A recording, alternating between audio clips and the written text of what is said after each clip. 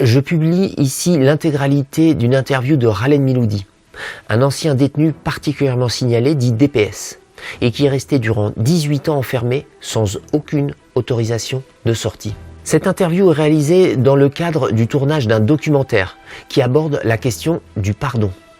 Il défendra le droit aux anciens détenus, ce qu'on appelle les tontons, de s'associer pour porter secours à ceux qui retournent à la liberté dans des conditions tellement difficiles que certains préfèrent se suicider la veille de leur libération. Cette interview révèle un monde qui déborde de contradictions, d'incompréhension, d'inconscience et d'une tristesse qui dépasse l'imagination. Khaled porte sur son visage non seulement le masque d'une enfance battue, mais aussi celui d'une vie de sévices, de violence et d'injustice en guise de rééducation. Comme toutes les personnes qui sont enfermées en France, elles ne sont jamais soignées de leur déviance, de leur violence intérieure qui explose à l'extérieur. Elles sont violentées, agressées, mutilées, parfois tuées, souvent droguées par les calmants distribués à la pelle. Et puis, ils sont rejetés dehors pour ensuite être rejetés par la société entière qui ne supporte pas ces visages qui transpirent la souffrance et la colère. Ces personnes littéralement malades qui sont relâchées sans argent, sans toit, sans travail, sans famille, du jour au lendemain et avec un taux de récidive et donc de victimes de près de 80% chez les moins de 30 ans. Alors ceux qui pensent qu'il n'y a rien de plus efficace qu'une bonne trempe pour remettre un enfant dans le droit chemin, vous pouvez passer votre chemin. Et ceux qui pensent qu'il est temps de participer à la création d'une société plus évoluée, vous êtes ici, au bon endroit. Nous avons atteint le record de l'histoire de France avec plus de 75 000 personnes enfermées dans des conditions de surpopulation qui ne font qu'empirer les violences et les déviances. Mon documentaire a bien l'intention de démontrer comment des anciens détenus ont su ramener ce taux de récidive à 2%, tout simplement en les accueillant, en les comprenant, en les soignant jusqu'à ce qu'ils soient aptes à démarrer une vie normale, une vie de paix. Cette interview est dédiée à ces personnes qui œuvrent dans le silence et dans le rejet le plus absolu de la part de l'administration pénitentiaire, qui se comporte envers elles comme si elle les détestait, comme si elle les craignait, comme si elles tremblaient de peur que la vérité sorte au grand jour pour être jugée à leur tour. Je vous dédie donc cette interview pour vous encourager à continuer.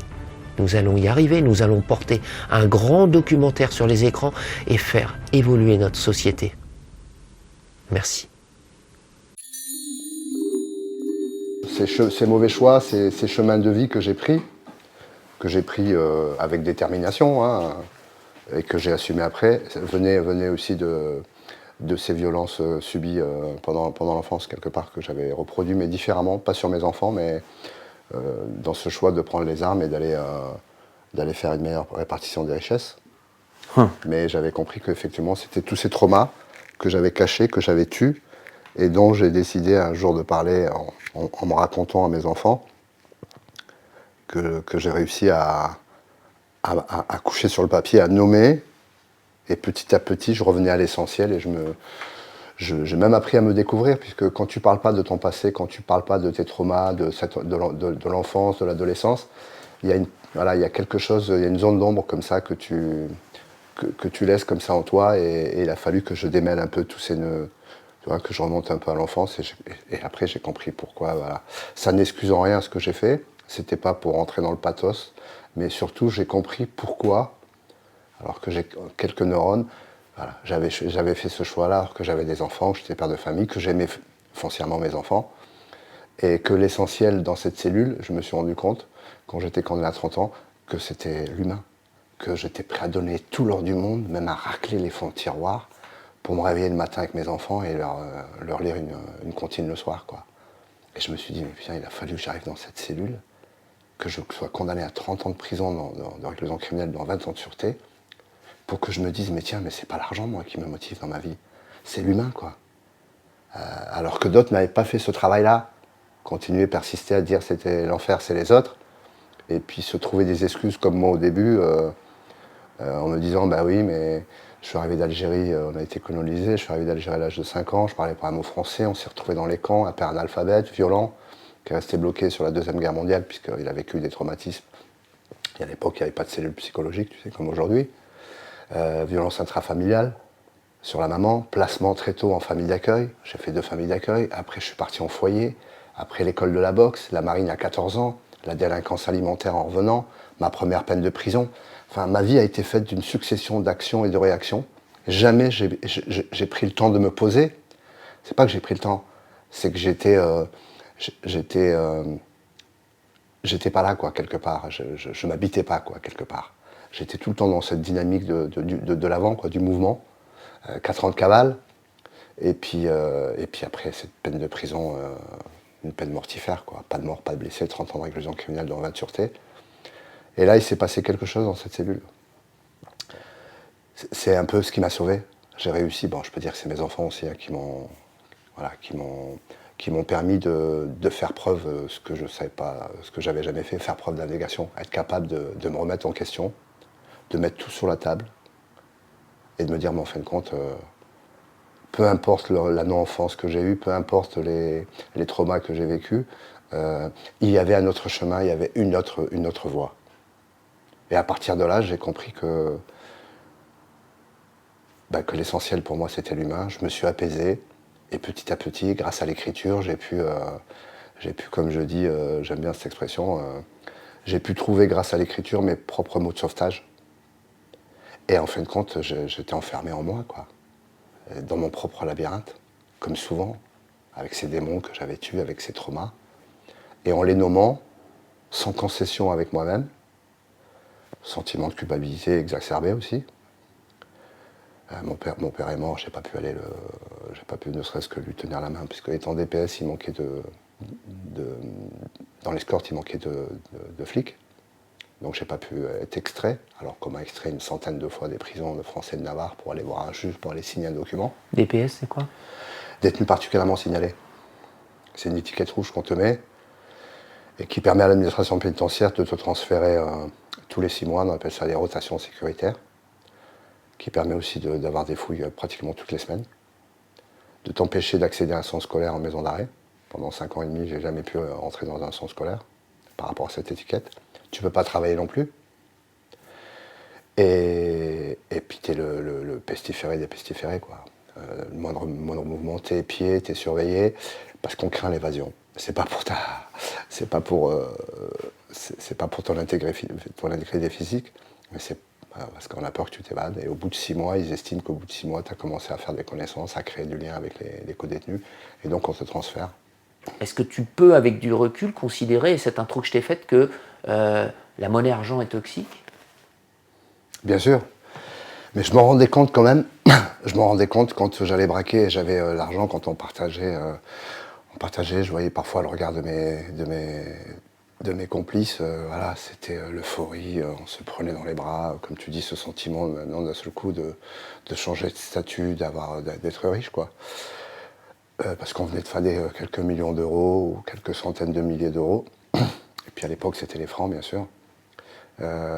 Mais quand même, très sincèrement, quelque part en moi, cet argent, je savais que c'était du papier. Et c'était de la merde. Je savais que j'en avais besoin. Mais pourquoi? Parce que par rapport à certains qui coffraient, comme on dit, tu sais, qui amassaient, qui étaient justement dans ce besoin d'amasser et d'acheter, moi je dépensais. Je dépensais, et autour de moi, en toute sincérité, c'est pour ça que 30 ans après, j'ai encore des amis qui me tendent la main, c'est que j'étais quelqu'un de généreux. J'avais gardé ça en moi. L'argent ne m'a pas coupé de mon humanité et de ce côté généreux qu'on doit avoir quand on a de la monnaie. J'aurais distribué beaucoup autour de moi. Des fois, la moitié de mon fad partait autour de moi, entre la famille, les amis, les copains des amis, les beaux-parents, les neveux, les gendres, les beaux-frères, enfin tout ce monde qui... Et puis bien sûr, ces parasites aussi qu'il y a autour de nous quand on est dans un moment de sa vie où on a beaucoup d'argent. Mais ce bout de papier là, je l'ai vu, pourquoi? Parce que j'ai vu des amis s'entretuer pour cette merde, pour ce bout de papier. J'ai vu des amis s'entretuer pour l'argent. Et des fois pour des sommes futiles alors ils étaient gavés, quoi. Et donc, quelque part, moi, l'argent ne m'a jamais coupé de ma mentalité, de mes principes et de mes valeurs. Même si je savais que je risquais ma vie, que je pouvais me faire tuer puisque je m'attaquais à des hommes armés, hein, notamment des convoyeurs, et puis même sur un barrage, voilà, je savais qu'on pouvait rencontrer aussi des barrages et être obligé peut-être de tirer sur des policiers. J'avais cette détermination, mais l'argent ne m'a pas coupé m'a pas coupé ce lien, cette humanité qui était en moi et qui me permettait, dès qu'il y avait un pauvre, de sortir et de partager. Donc quelque part, j'ai gardé, depuis tout petit, j'ai gardé ce côté où il faut redistribuer. Quand tu as, il faut redonner. Et c'est pour ça que j'ai pas amassé d'argent, que j'ai pas acheté de château en Espagne. J'avais conscience de ça. Et après, c'est vrai que, en dehors de ça, très tôt, quand j'ai eu de l'argent très tôt, j'ai changé de statut. Et je crois que tout est parti de là aussi. J'ai changé de statut. Les gens ne me regardaient plus pareil. J'étais quelqu'un. J'étais devenu quelqu'un aux yeux des autres. Alors que sans argent, j'existais pas. Je ne pouvais pas m'acheter un costard, je ne pouvais pas m'acheter une Jaguar, je ne pouvais pas aller dans les boîtes, je pouvais aller nulle part. Les grands restos. Et petit à petit, j'ai vu le regard des autres changer. Et c'était pas celui qu'on posait sur mon père. Analphabète, avec un accent arabe et oranais prononcé. Et j'ai vu que le regard sur moi changeait. J'avais la même couleur de peau, j'avais un nom à consonance arabe, j'avais une tête de rebeu, mais le regard des autres changeait. Il y avait une forme de déférence envers moi qu'on n'avait pas envers mon père. Pourtant, il était prêt à se faire tuer pendant la Deuxième Guerre mondiale. Et je me suis construit comme ça. J'ai considéré que, voilà, grâce à l'argent, j'allais pouvoir trouver ma place dans cette société qui me poussait en périphérie. Et puis après, quand je suis devenu un homme et voilà, j'avais ma raison et donc j'avais plus d'excuses, j'étais pris dans une espèce d'engrenage. Voilà, c'était sans fin, embraqué, je dépensais, embraqué, je dépensais. Parce que... Ça t'était obligé parce qu'il fallait te protéger, il fallait fonctionner, mais pour revenir à la source, tu as dit le regard des autres, il changeait quand j'avais de l'argent. Et voir, tu pouvais te connecter aux autres. Et quand tu es sorti de prison, tu as dit aussi, le premier truc que je voulais, c'était du contact avec les autres. Faire des rencontres. Faire des rencontres. Ouais. Et j'ai l'impression que tu as souffert avant tout dans la vie de cette interdiction de ne pas avoir le droit à la rencontre pour X raisons, et notamment parce que tu avais une carence en argent. Mais que si on a une société et qu'on arrive à construire une société avec peut-être plus de rencontres, peut-être que cette richesse-là viendrait suppléer la richesse de papier. Qu'est-ce que tu penses de ça? Non, mais t'as pas tort là-dessus. Je rajoutais, quand tu disais carence en argent, comme si ça compensait la carence affective. On est en plein dedans, parce que je l'écris noir sur blanc dans mon livre. C'est vrai, j'ai toujours senti que au niveau des affects, j'étais complètement déséquilibré, qu'il me manquait quelque chose, parce que j'avais pas eu d'enfance. Très tôt placé, très tôt violenté. Donc j'ai pas grandi comme la plupart des enfants, quoi. Je suis passé tout de suite dans cette période d'adolescence et puis après d'homme, d'adulte. Mais oui, je pense que le fait, avec de l'argent, de pouvoir faire des rencontres, justement, que le regard des autres changeait, ça m'a peut-être confirmé aussi que ma place c'était ça, quoi, que j'étais bon qu'à braquer, quoi. Quelque part, même des fois, voilà, c'était mon métier, quoi. Je me disais, mais je suis bon qu'à ça, quoi, quelque part. Moi-même, je m'étais enfermé dans cette case parce qu'elle me permettait aussi d'aller vers les autres, de faire des rencontres, de vivre, presque de m'épanouir, et puis surtout de redistribuer autour de moi, de faire du bien, quoi, autour de moi. Et c'était bien un moyen, c'était pas une fin. Non. Ça veut dire, la fin, c'était de connecter avec les autres. Bien sûr, parce que la fin pour moi, et ça je le savais à chaque braquage quand je mettais le gilet pare-balles et puis voilà, j'étais harnaché, je partais à la guerre et je savais que je pouvais mourir. Et c'était pas un problème, quoi. Je l'avais inclus, ça. Dans cette détermination, dans cette fuite en avant quelque part, j'avais inclus le fait que je pouvais me faire tuer, mais je pouvais tuer aussi, et je pouvais aussi Troisième solution, troisième plan, me retrouver avec perpète parce que j'avais blessé ou tué quelqu'un, ou 30 ans de prison, quoi.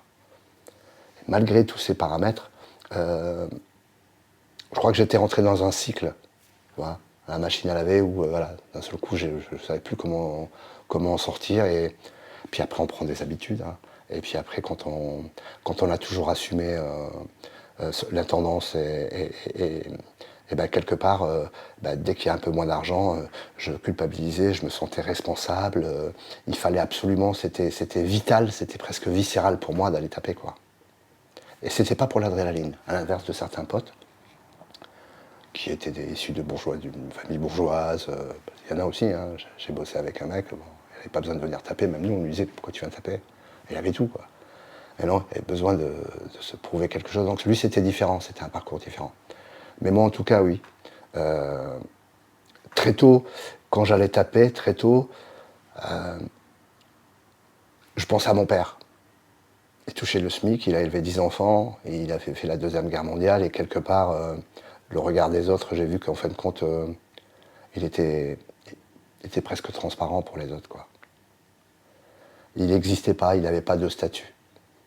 Et je crois qu'aussi dans ma tête, quelque part, voilà, ce côté Robin des Bois, quoi, voilà, je prends, je redistribue. Le statut social que je me découvrais, le regard des autres, les rencontres que je faisais, et je pouvais aller partout, dans tous les milieux. Dans tous les milieux, j'avais ma place.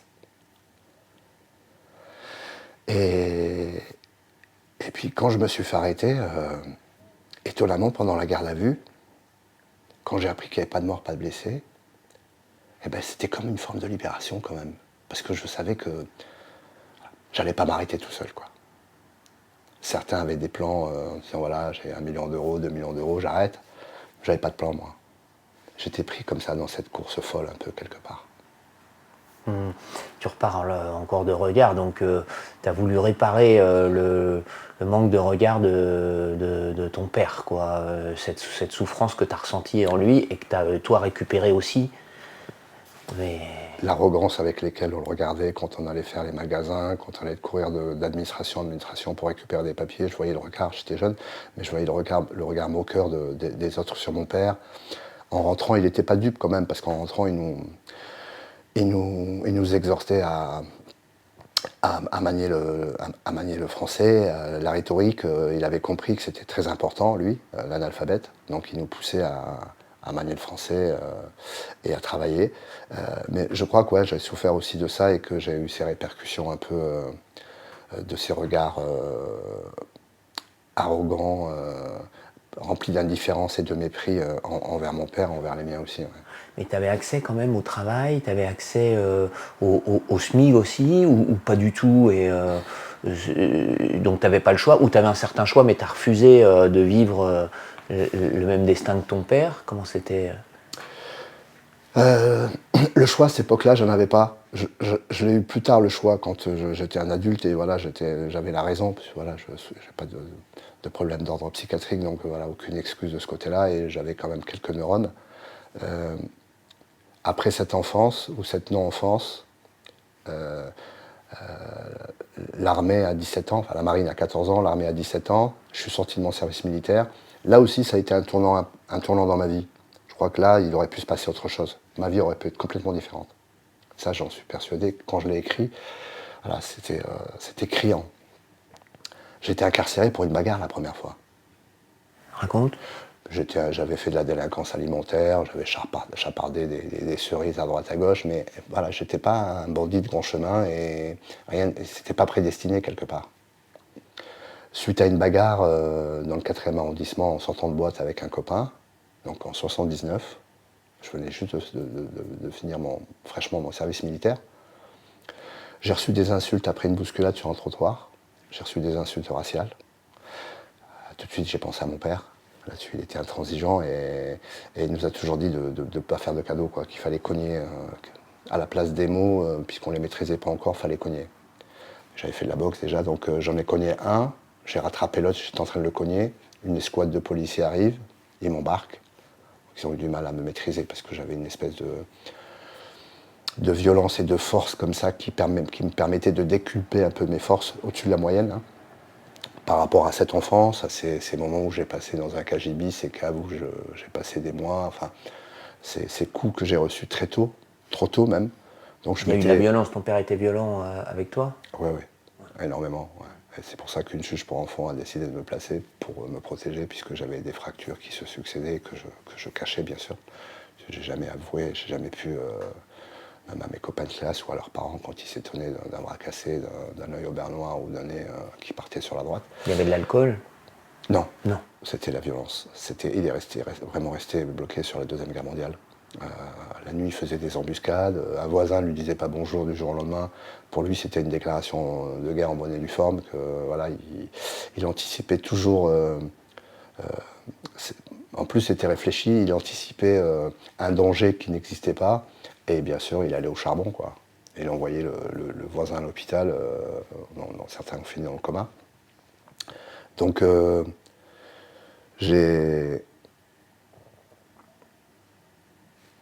subi ça vraiment comme la plus grande des injustices que j'ai. Parce que voilà, j'avais plus besoin à cette époque-là par rapport aux carences affectives que j'avais par rapport à cette vie, cette adolescence, cette enfance que j'avais, cette violence, ces placements en famille d'accueil, en foyer. Plus besoin de l'institution judiciaire d'une main tendue, d'une écoute, que d'une sanction, donc une mise à écrou dans une prison à grande échelle comme est le Grèce de Fleury-Mérogis. Donc parlons-en, tu as eu cette bagarre, et puis ils t'ont attrapé, ils t'ont maîtrisé. Et Garde à vue. Garde à vue, ensuite. Les deux protagonistes qui m'avaient insulté vertement, eux sont sortis chercher des certificats médicaux, sont revenus le lendemain. À l'époque, c'était les comparaisons immédiates, ça existe toujours. Donc après les 48 heures de garde à vue, je suis passé en comparaison immédiate à la 23e chambre. Et d'un temps laconique, la présidente a prononcé 1 an de prison ferme pour voie de fait sur la voie publique. Je ne comprenais pas. Comment...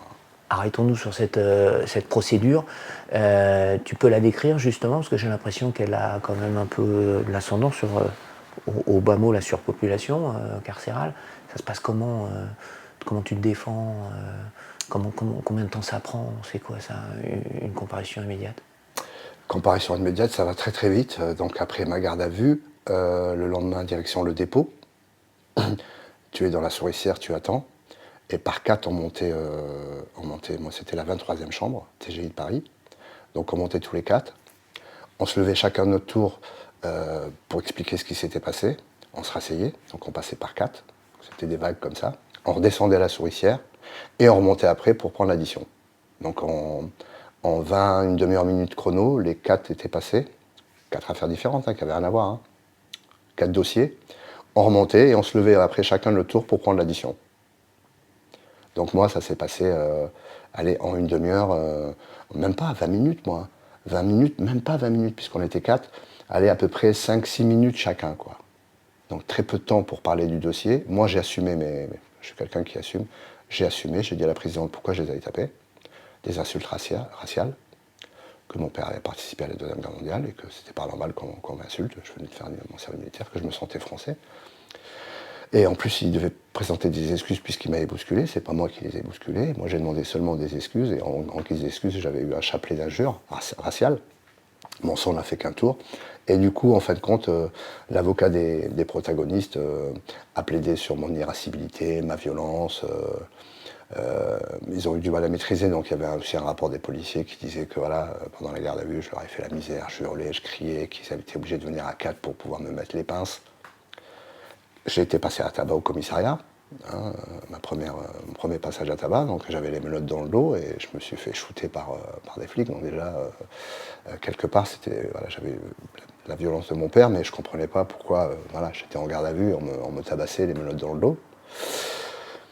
Et quand je suis monté dans le car pour Fleury, là c'est pareil, je me suis retrouvé dans une petite cage grillagée, les grands fourgons, là, on était une quarantaine, une cinquantaine.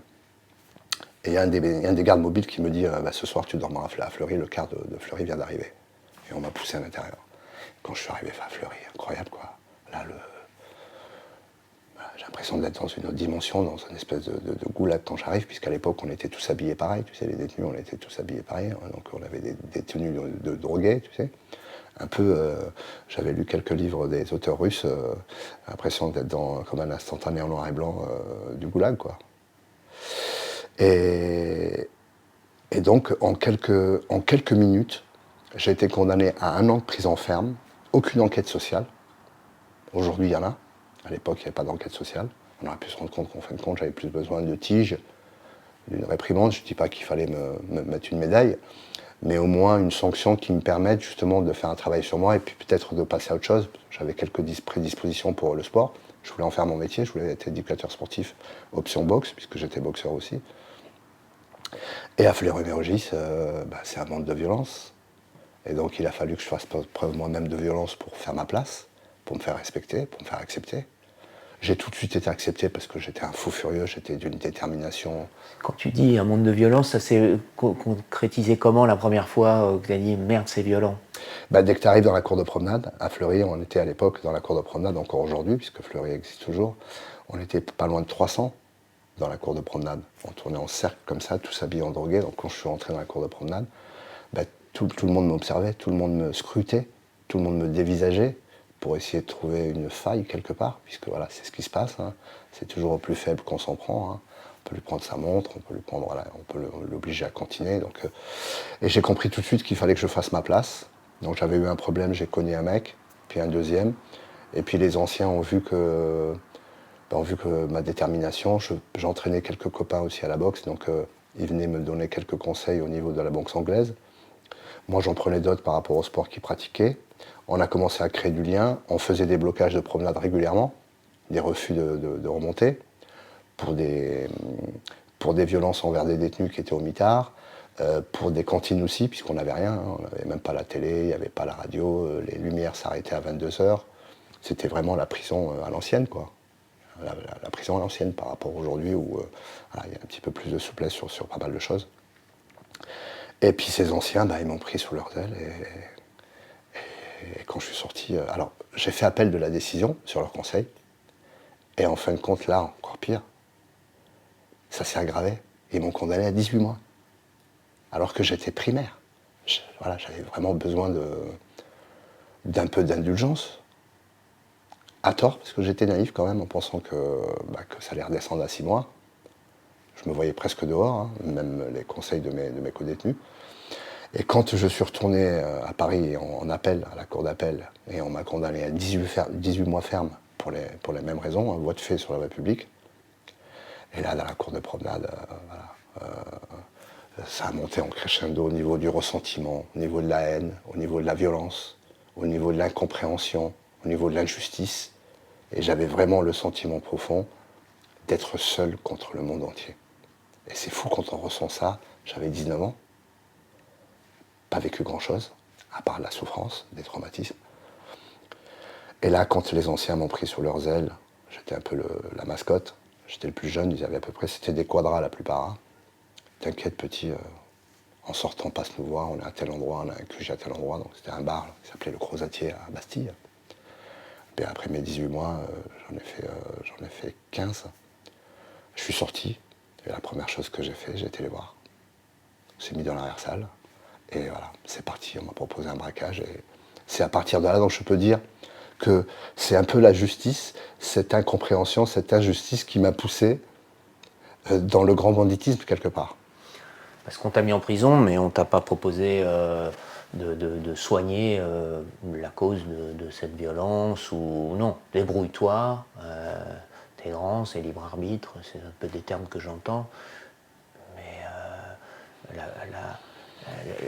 concrètement ça a empiré les choses, donc je veux dire, t'étais pas parti pour cette carrière, t'es passé par la prison et... C'est ça, j'étais pas parti pour braquer, pour prendre les armes, même si j'avais côtoyé les armes très tôt avec mon père, puisqu'il nous apprenait à manier les armes, à démonter les armes, s'il y en avait beaucoup dans une malle. Je jouais, j'étais le plus téméraire de mes frères, je jouais avec les armes quand ils partaient bosser, j'ouvrais le cadenas et je jouais avec les armes un peu comme un cow-boy devant la glace. Mais j'étais pas prédestiné du tout à prendre les armes et à faire entre guillemets, me dire voilà, mon métier, ça va être braqueur, quoi.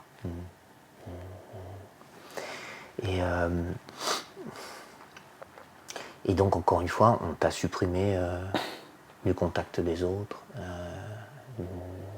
du regard des autres, ou en tout cas on la restreint très très fort, quoi. Et c'est un peu ce que j'entends dans cette injustice que tu as vécue. Tu as dit putain, on m'a enfermé, on m'a coupé des autres, quoi. On t'a encore plus éloigné. Plus éloigné, bien sûr. De toute façon, je n'avais pas de parloir, donc j'avais aucun contact à part ces quadras qui étaient avec moi, ces potes de l'époque qui étaient avec moi en prison. Donc, quelque part, je l'ai dit, je crois, dans mon livre, j'avais l'impression avec eux d'avoir trouvé une autre famille, d'avoir trouvé une famille. Donc j'étais à la recherche, quelque part, inconsciemment, à cette époque-là, d'une famille. De gens qui te reconnaissent, qui te regardent pour ce que tu es, avec bienveillance, puisque voilà, ils m'aidaient à continuer, ils étaient là pour tout. Et donc, ouais, ce regard des autres aussi m'a énormément manqué. D'où peut-être cette fringale des rencontres qui s'est amplifiée comme ça au fil de ma détention. Et qu'est-ce que tu penses de la proposition de Gilles, Gilles Martin, avec Conscienta et avec peut-être ce sentiment de famille qu'il propose aux personnes qui sortent, voire principalement en sortie sèche?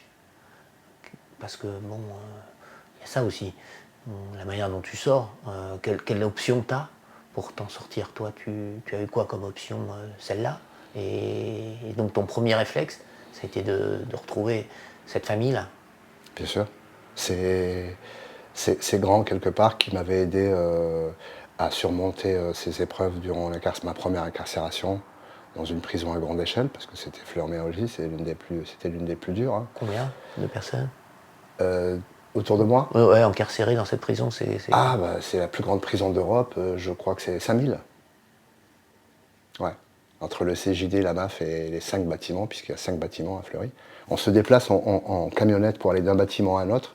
C'est une camionnette qui vous fait une navette. C'est même pas à pied, c'est immense. C'est une ville, hein. C'est une ville, Fleury-Mérogis. Hein. C'est la plus grande cantine d'Europe et c'est la plus grande prison aussi d'Europe. Donc, quand je suis sorti, j'avais pas d'autre choix. Quelque part, c'était écrit que j'allais rejoindre ces grands qui m'avaient reconnu, qui m'avaient regardé, qui avaient su me regarder, qui avaient été bienveillants avec moi, quoi. Et à partir de là, j'ai mis mes pieds dans le grand banditisme, et c'est là que j'ai commencé à prendre de la monnaie, à taper, à dépenser, à taper. Je suis rentré dans une espèce de cycle. Et je me suis jamais arrêté après. Sauf les 2 incarcérations, puisque ça a été entrecoupé d'incarcération. Et puis voilà, la dernière en date, après un fourgon blindé, une fusillade avec les flics sur un barrage, sur 2 barrages. J'ai été condamné à 30 ans de réclusion criminelle, dont 20 ans de sûreté. Et pour remonter sur cette question de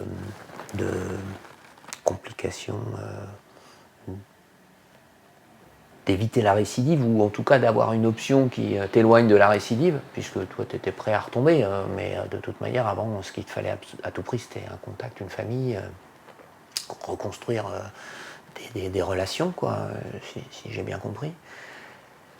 Est-ce que tu penses que quand des gens sortent de prison du côté de Tulle, en Corrèze, avec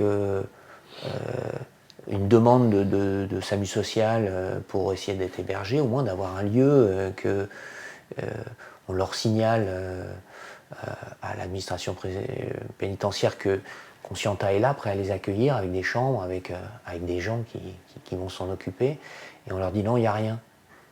On refuse de leur proposer cette option. Qu'est-ce qui se passe dans leur tête, à ton avis? Pourquoi est-ce qu'ils ont cette réaction et qui font tout pour que la solution, ou la proposition en tout cas de Gilles, existe? Alors, je pense qu'il y a aussi bon, il y a la mauvaise foi, mais aussi, je crois qu'ils n'ont pas de case aussi, un peu comme la poésie, on en reparlera peut-être, mais il n'y a pas de case. Ils n'ont pas de case. C'est-à-dire que Gilles est un ancien détenu, et quelque part, pour leur institution, reconnaître et accepter de collaborer, puisque c'est une forme de collaboration, mais cette espèce de groupe éducatif, quoi, quelque part, tu vois, cette communauté éducative, puisque voilà, pour moi, Gilles, comme ce que je fais avec mon association, mais on parle de Gilles et de Conscienta, c'est une forme il est dans la communauté éducative aujourd'hui, il est passé à autre chose, il est là pour tendre la main à des sortants de prison. L'administration pénitentiaire a énormément de mal à reconnaître ses failles, à reconnaître sa faillite même. Les détenus sortent dans un désœuvrement, j'ai vu un petit peu ce qu'il faisait Gilles un peu, et les personnes qu'il rencontrait, enfin qui venaient dans ce bar aussi, là, j'ai vu un peu dans ton reportage. Les gens sortent, ils sont complètement désœuvrés. Et s'ils étaient assistés pendant 1 an ou pendant 10 ans, donc c'est des assistés quelque part. La plupart, ils ont des problèmes d'addiction, que ce soit la drogue, l'alcool. Donc c'est encore plus difficile pour eux de se réinsérer après la prison, après ce passage en prison. C'est déjà difficile pour quelqu'un qui a toute sa tête et qui n'a pas d'addiction, mais quelqu'un qui a des addictions, quelqu'un qui a passé des années, qui n'a plus de famille, parce qu'en plus, c'est des gens qui sont aussi en carence affective, des gens qui ont aussi des traumas aussi par rapport à l'enfance. Et le fait que ça soit Gilles, un ancien détenu, et en plus ça marche, quoi, quelque part. Ça marcherait pas, il le pointerait du doigt. Et voilà, ça serait l'oriflamme sur lequel il dirait, mais nous on veut pas travailler avec vous, ça marche pas. La récidive est moins importante, hein, le taux de récidive est beaucoup plus bas. Il prend que des détenus extrêmement violents parfois, que d'autres structures n'ont pas pu prendre, n'ont pas pu accepter. Donc en fin de compte, il œuvre pour la société civile, il œuvre pour la cohésion sociale, cette association. Donc au lieu de reconnaître sa légitimité, on lui met des bâtons dans les roues, lui et Marie-Ange. On parlait un petit peu des problèmes qu'elle rencontrait à chaque fois qu'elle décrochait son téléphone. Fin de non-recevoir. Je pense que c'est d'abord parce que c'est un ancien détenu, et puis parce que ça marche. Ouais, parce que ça marche, et tu as parlé de mettre en lumière un peu la faillite d'un système, desquels peut-être qu'ils sont aussi coincés. Alors, je sais pas, j'ose plaider en leur faveur en me disant peut-être ils sont coincés parce que ils se sont engagés dans une voie presque illégale. Illégale parce qu'a priori, à écouter Mathieu, les droits ne sont pas toujours respectés, ça tu m'en parleras. Est-ce qu'un prisonnier a des droits et est-ce qu'on les respecte? Est-ce qu'il n'y a pas beaucoup d'illégalité? Donc est-ce qu'eux, ils ne sont pas un peu... ils ont peur de se faire prendre la main dans le sac aussi? Et s'il y a de la médiatisation, ça devient dangereux. Alors, ils n'aiment pas ça. La médiatisation, ils n'aiment pas ça. Quand on en reparlait, moi, un directeur d'ESPIF qui m'avait dit mais vous avez les journalistes derrière vous, M. Miloudi, mais vous savez, ils se servent de vous et dans 6 mois, ils vont vous oublier dans quelque part. Voilà. Et ça partait pas d'un bon sentiment, puisque j'ai compris que c'était plus pour me dénigrer et m'enfermer dans ce passé. Et, pour preuve, il me dit voilà, à l'âge que vous avez, vous êtes sûr que vous avez coupé les liens, que vous n'avez pas remonté au charbon, alors que voilà, j'avais fait mes preuves déjà, j'avais commencé déjà à poser des pierres. Mais pour revenir sur Gilles, je crois aussi qu'ils ont du mal aussi, eux comme d'autres, hein, qui ont un pouvoir légal, hein, comme certaines institutions, se dire voilà, on a gardé quelqu'un pendant 5 ans, 10 ans, on a été incapable de gérer ses addictions, incapable de lui proposer autre chose que son passé. Le mec va sortir et c'est un ancien détenu qui arrive à faire quelque chose avec. Et ça, ils ont du mal. Il y a une espèce de malhonnêteté intellectuelle. C'est se dire, en fin de compte, c'était reconnaître qu'en fin de compte, le temps qu'il a passé, le temps imparti à ce détenu, il y en a eu pas mal, et ben en fin de compte, la personne, elle est encore moins réinsérable, moins resociabilisable qu'avant qu'elle tombe. Tu vois, c'est reconnaître qu'en fin de compte, ce temps en prison, la peine n'avait pas de sens. Le contenu de la peine, qu'est-ce qu'il a fait, ce gars? Pour qu'en sortant, c'est Gilles qui soit obligé, avec son association, de les récupérer. Pas d'appartement, pas de famille, pas d'argent. Même les papiers. Les SPIP étaient incapables de faire. Les démarches administratives, c'est à l'intérieur qu'on les fait. Quand ils sortent, normalement, comme moi, j'avais ma pièce d'identité, je l'ai fait à l'intérieur. Ils sortent, ils n'ont pas de papier. Il y a tout à refaire. Et en plus, comme ils n'avaient pas accès à l'ordinateur, ils n'avaient pas accès à l'Internet, comme moi, quand je suis sorti, c'est des électro-analphabètes. En fin de compte, ça veut dire que ça serait reconnaître que pendant que la peine de prison, elle aggrave les traumatismes, elle aggrave les addictions, elle aggrave la désociabilisation, elle aggrave la déshumanisation. Comment reconnaître ça? Et je pense que c'est pour ça qu'ils mettent quelques bâtons dans les roues aussi à Gilles et à son association. Je pense qu'on est d'accord, ils ont peur pour eux, quoi. Bien sûr. Ils ont peur de reconnaître qu'effectivement, la peine de prison, c'est presque une mise en danger d'autrui. Je l'ai dit à certains surveillants, moi, quand je les voyais maltraiter des co-détenus. Tu parlais de droit tout à l'heure, la promenade, c'est quelque chose d'obligatoire. Des surveillants, tu sais, tu mets le drapeau dans certaines prisons, tu n'as pas le choix. Un drapeau, c'est un bon de cantine que tu mets à la porte pour que le surveillant, quand il passe pour la promenade, ben, il ouvre la porte. Si tu ne mets pas de drapeau, il n'ouvre pas la porte. Et tu as certains surveillants qui ils tiraient le drapeau, ils ouvraient toutes les portes, sauf de ceux détenus avec qui ils avaient une incompatibilité. Le gars sortait pas en promenade. Le mec, il tapait. Et quand on était en promenade, il nous faisait descendre, il montait casqué. Ils arrivaient casqués avec les boucliers, et il l'amenait au mitard. Pourquoi tu frappes? Une fois, deux fois, trois fois. Le mec, il est récupérable. J'ai croisé des mecs comme ça, juste pour des droits auxquels ils avaient droit et qu'on leur a spoliés. Les mecs, ils sont enfermés en eux-mêmes. Ils sont aigris. Ils sont pleins de haine. Ils sont en train de pleurer devant toi quand tu leur dis mais vas-y, reprends-toi un peu, la prison, la vie elle est dehors, elle n'est pas ici, tu vas prendre une peine intérieure, regarde, tu as déjà pris 6 mois, tu vas prendre 1 an. Le mec, il n'a même plus conscience de ça, parce que tu l'as poussé vers ses côtés les plus sombres. Voilà. Et on sait que ça laisse des traces indélébiles. Je suis bien placé pour le savoir, moi. Pendant une dizaine d'années, voilà, j'étais prêt à commettre parfois l'irrémédiable, j'étais toujours sur le fil du rasoir. Et heureusement que j'ai pu faire un travail sur moi, et que mes enfants étaient là, comme ça, ils éclairaient un peu l'obscurité de mon désarroi, tu sais, comme un phare qui clignote, mais j'aurais pas eu les enfants. Je serais peut-être pas là aujourd'hui. J'aurais peut-être craqué, j'aurais peut-être, voilà, lâché les nerfs, tu vois. Et je leur disais, c'est une mise en danger d'autrui. Certains comprenaient, d'autres ne comprenaient pas. Je leur disais, mais oui, mais surveillants. Le détenu d'aujourd'hui, c'est l'homme libre de demain. Ça, vous ne pouvez pas le comprendre. Que ça soit 10 ans, 15 ans, 20 ans, comme moi, on va sortir. Pourquoi vous nous agressez? Pourquoi vous nous spoliez de peu de droits qu'on a? On n'a pas de liberté d'expression, donc on a la censure du courrier, on n'a plus le droit au sexe, on n'a plus le droit à des câlins. Enfin, on est désociabilisé, on est dans des déserts affectifs, sociaux et culturels. Et en plus, vous nous empêchez le peu de droits qu'on a, la promenade, l'accès au sport, la douche. Vous nous enlevez ça. Mais le détenu à qui vous faites ça, demain, il va sortir.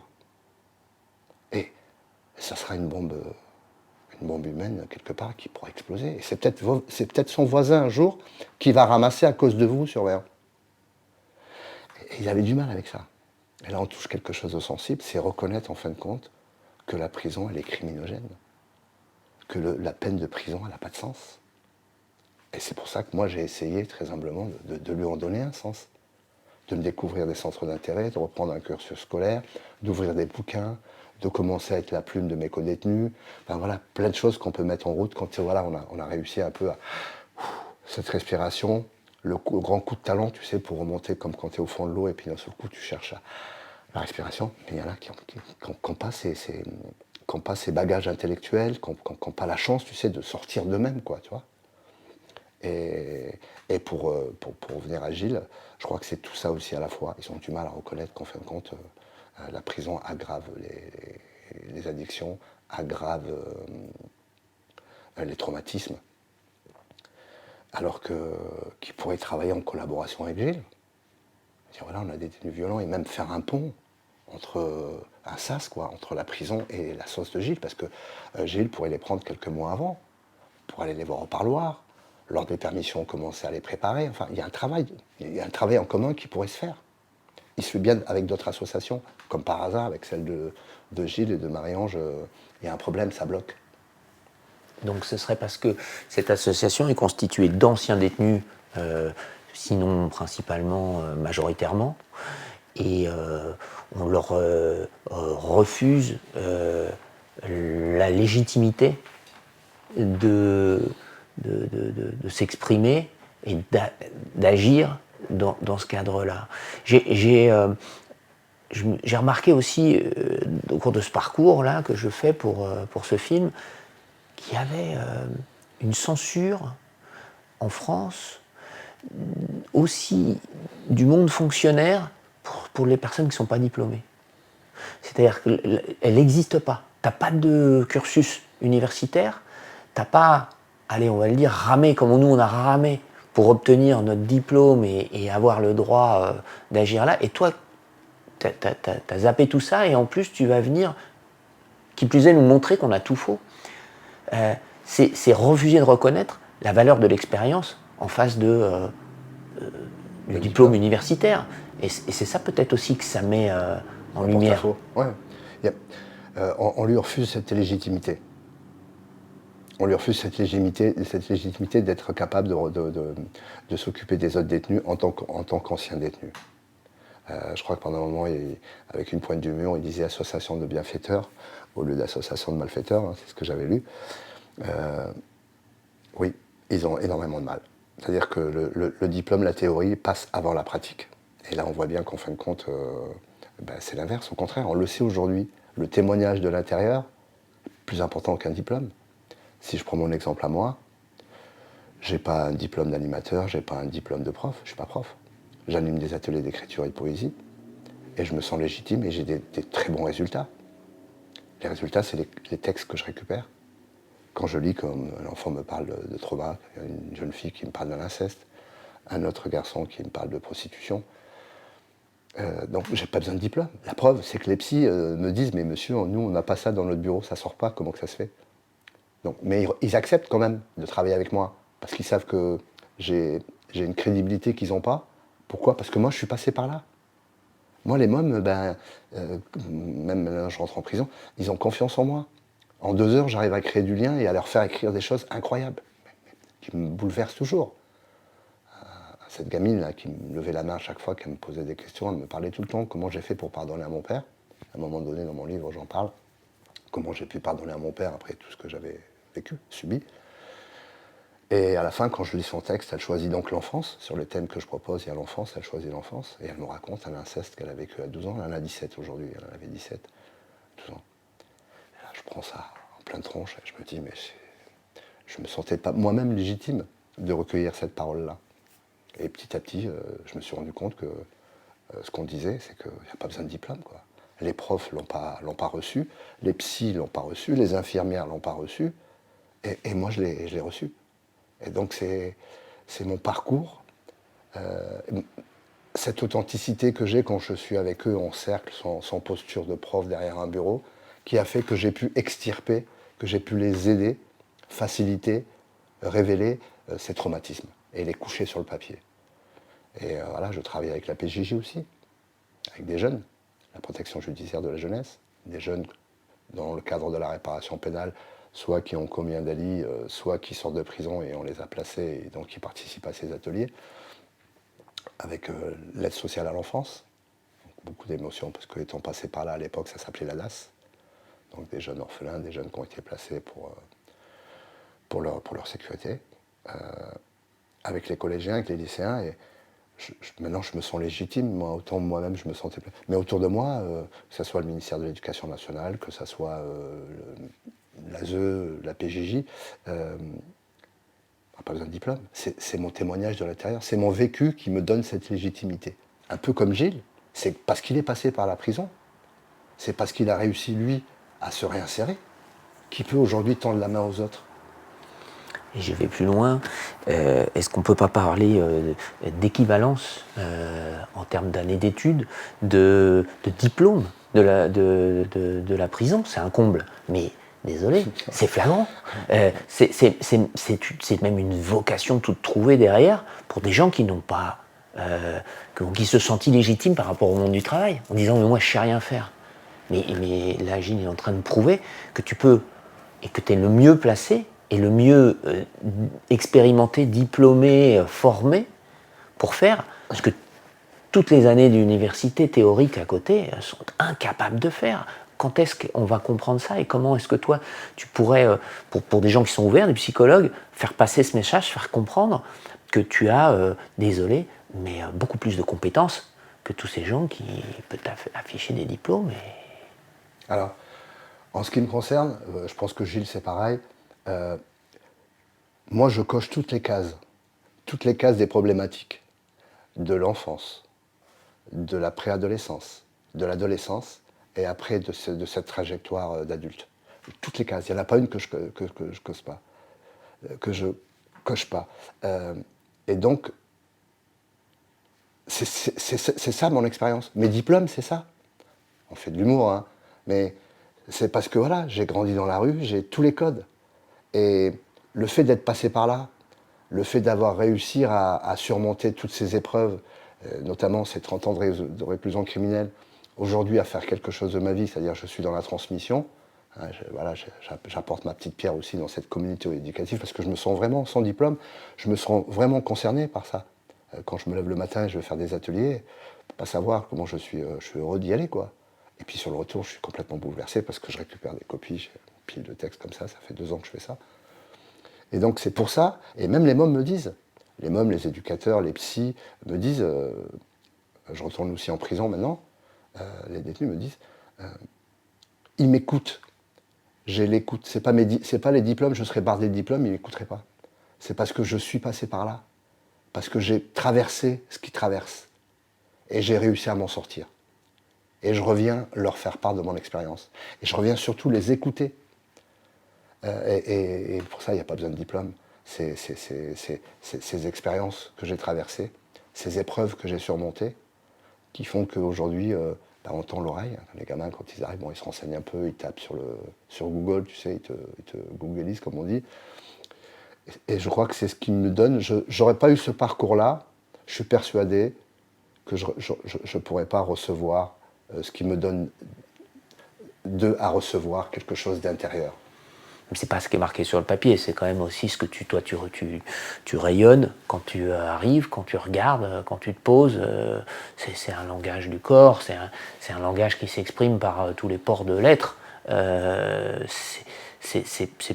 pense que tu colles un faux CV sur un psychologue qui va se pointer, en 1 minute il est dévoilé, Ouais. quand même. On ne peut pas tricher. On ne peut pas tricher. Si c'est une posture, ça va se déliquifier. Voilà. C'est pour ça que quand on m'a proposé il y a 2 ans de retourner à Réau, là, le CD où je suis sorti, chez les femmes en plus, dans le cadre de la justice restaurative, je me disais mais qu'est-ce que je vais faire chez les femmes? Je pourrais peut-être apporter quelque chose aux hommes, mais pas chez les femmes. Et en fin de compte, il s'est passé énormément de choses avec elles. Beaucoup qui sont mis à écrire, beaucoup qui avaient décidé de couper les liens avec les enfants, qui ont renoué des liens avec leurs enfants, parce que je leur ai dit que moi, j'avais réussi, après plus de 20 ans, à renouer des liens très forts avec mes enfants, et qu'aujourd'hui, on a vraiment l'impression qu'on n'a jamais été séparés. Même les gens, quand ils apprennent qu'on a été séparés pendant 20 ans, ils disent c'est pas possible, on ne dirait pas. C'est l'authenticité. Juste être moi-même. Le seul rôle que j'ai à jouer, c'est être moi, tout simplement. Alors très humblement, quoi, quelque part. Le fait de m'asseoir avec eux en cercle, d'être à la même hauteur, d'avoir une bienveillance, une écoute, je sais pas, il se passe quelque chose et moi je crois énormément à ça. Et là, il n'y a pas besoin de diplôme. Hein. Ça match comme ça, quoi. Ça colle comme ça, quoi. Ils vous regardent, ils vous écoutent et il se passe quelque chose. Et c'est vrai que, ne serait-ce que pendant 10 minutes, très succinctement, quand je leur parle de mon parcours, où ils voient qu'effectivement je suis passé par où ils sont passés peut-être, que je coche toutes les cases quelque part, je crois que ça crée du lien. Et c'est pour ça qu'ils se lâchent, parce que c'est pas possible que des jeunes puissent se lâcher comme ça avec quelqu'un qui rencontre depuis 2 heures, quoi. C'est qu'il y a bien une raison, et c'est vrai que tu as mis le doigt dessus. C'est par où je suis passé. Et c'est pas une posture quand j'arrive, quoi. J'arrive pas en roulant des mécaniques, en faisant l'apologie de ce que j'ai fait, j'ai tiré sur la police, j'ai fait des bracos, des fourgons blêmes, pas du tout. Restant très humble, et surtout en assumant mes mauvais choix, en disant voilà, tout ça c'est des échecs. Et j'ai réussi à reconstruire là-dessus, et tout est ouvert. Si moi, je me suis découvert un cerveau à 52 ans, si moi, ma vie, elle a commencé réellement à 61 ans, tout est ouvert pour vous, quoi. Et je crois que cette espérance, elle reste en eux, quoi. Et si tu avais la possibilité, si tu t'ouvrais à cette utopie, et qu'un jour elle devenait réalité, à savoir avoir au moins l'écoute de ta proposition d'une justice punitive ou réparatrice, peut-être qu'il faut passer sur ce mot-là plutôt que la punition, qu'est-ce que tu proposerais pour que ça ne soit pas cette faillite flagrante que tu as vécue? Pour moi, par rapport à mon expérience personnelle, il y a 3 axes très importants. Le premier, c'est la juste peine. Souvent, la peine, elle est reçue comme une forme de vengeance de la société, comme une forme d'élimination de la société. Moi, je l'ai ressenti très fort. Surtout, je parle des longues peines. On reçoit ça comme une forme de vengeance. Non seulement on est écarté, on est en prison, mais en plus, on nous a éliminés de la société. 20 ans, 30 ans, des peines mortifères. Des peines, tu ne peux pas te projeter. Ou quelqu'un de tout à fait normal ne pourrait pas se projeter. Avec tous ces calendriers, 1 an, 2 ans, 3 ans, 10 ans, 15 ans, 20 ans, dans un désert affectif, social et culturel en plus. La juste peine. Parce que quand tu as accepté ta peine, déjà là, il y a une forme de responsabilité. Tu assumes tes responsabilités. J'accepte ma peine. Je vais essayer d'en faire quelque chose. Le deuxième axe pour moi qui est très important, j'en parlais tout à l'heure, c'est le sens de la peine. La peine étant tombée, 10 ans, 15 ans, 20 ans, 30 ans, qu'est-ce qu'on va faire pendant ce temps-là? Ce temps long, hein. Qu'est-ce que le détenu va faire? Rien en centrale. Les activités, c'est 1 fois par an, au mois de juillet, août, pour éviter que la centrale, elle brûle. Un peu comme à l'époque dans les quartiers. Je me rappelle, il y a 20 ans, 30 ans, on faisait des activités dans les quartiers pour éviter que ça brûle. Et après, à partir de septembre, c'est fini. En centrale, il y a très peu d'activités. J'étais même surpris, puisque c'est des longues peines. Je pensais qu'il y avait plus d'activités qu'en maison de non. Il y a beaucoup plus d'activités en maison d'arrêt, de propositions en maison d'arrêt, que dans les centrales de haute sécurité. Donc, la juste peine, il faut que quand tu reçois ta peine, tu dis, bon, voilà, je l'ai méritée celle-là. Voilà. On m'a pas mis 30 ans alors que ça méritait 10 ans, quoi.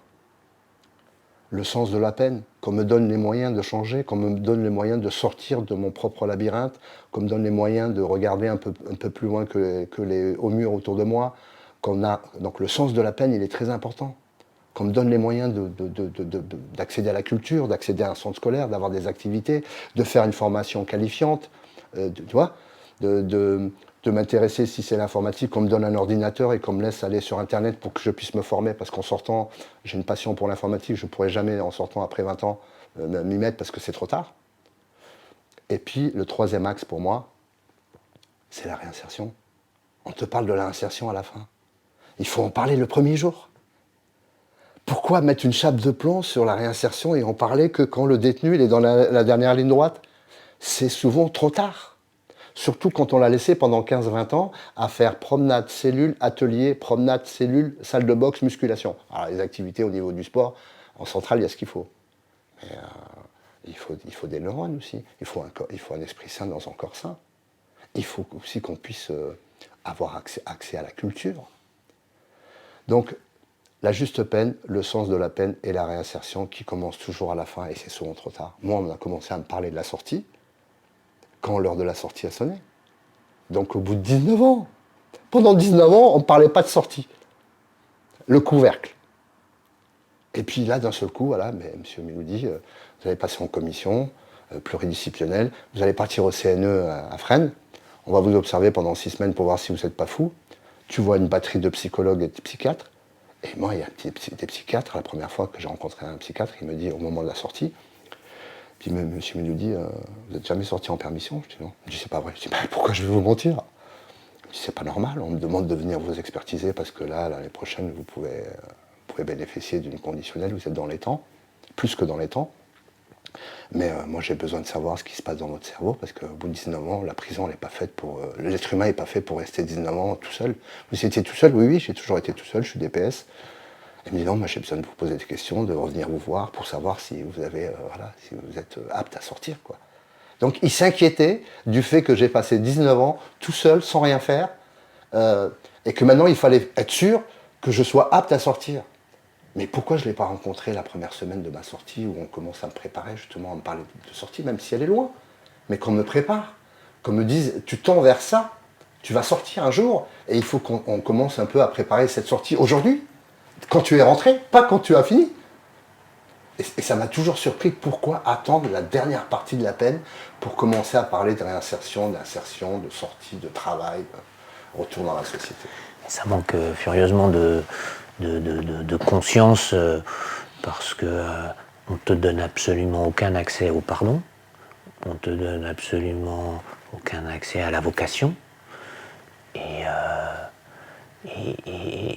donc aucun accès à la solution. Et comment c'est possible que ça n'a jamais dans notre société? Moi, je prends Victor Hugo parce que mon gamin va étudier ses écrits, quoi, et tu te rends compte que c'est exactement pareil. Il y a plus de 100 ans, quoi, ça n'a pas évolué du tout. Qu'est-ce qui fait qu'on peut permettre cette institution d'être aussi étanche à l'évolution? Les mentalités. C'est les mentalités qu'il faut changer. Tout passe par là. C'est pour ça que depuis que je suis sorti, avec l'aval de mes codétenus, j'étais un peu le porte-parole à l'intérieur, quand il fallait écrire des choses ou quand il y avait un micro, les mentalités. Je prends un exemple concret. Les rapports sexuels, donc c'est quelque chose de naturel. On a été condamnés, donc la fameuse privation d'aller et venir. Et pourquoi pendant 7 ans, j'ai pas pu avoir un contact physique avec ma femme? On s'est quittés d'ailleurs, puisque on le sait, hein, les longues peines au fil du temps. Pourquoi j'ai pas pu le droit d'accéder à avoir des rapports avec ma femme? On était mariés. Pourquoi? Pourquoi qu'il a fallu que ce soit les RPE, les règles européennes, les règles pénitentiaires européennes, qui ont fait qu'on a commencé à mettre des UVF. Il y en avait des UVF, des unités de vie familiale. Des studios où tu peux rencontrer ta femme, tu peux rencontrer ta fille aussi pour lui faire manger, passer 6 heures, 12 heures, 24 heures, 48 heures et tu es là de 72 heures. En Europe, partout, depuis 30 ans, 40 ans, 50 ans, ils le font. Il a fallu que l'Europe fasse pression sur la France pour qu'ils se disent d'un seul coup, oui, en fin de compte, ils sont privés de liberté, mais s'ils ils maintiennent les liens familiaux, affectifs et familiaux, il y a plus de facilité qu'ils se réinsèrent. Il y a moins de violence aussi intramuros, puisque le détenu n'est pas libre à lui-même, on ne l'a pas coupé des siens. Et on sait qu'un détenu, ou même un être à l'extérieur, coupé des siens, c'est plus le même. Il peut se passer quelque chose. Donc, voilà, on n'a le droit à aucun contact. On n'avait pas le droit au sexe, on n'avait pas le droit d'avoir des rapports. On sait qu'aujourd'hui, ça fait partie de la vie. Comme manger, boire, il n'y a rien d'exceptionnel, quoi. Donc c'est les mentalités. Après la télé au début, c'était fameuses les prisons 5 étoiles, les prisons dorées. J'entendais les gens dire ouais, mais ils ont la télé, ils ont l'ordinateur pour certains, ils ont la PlayStation et tout. Mais ça, c'est du matériel. C'est pas ça. C'est les mentalités qu'il faut changer.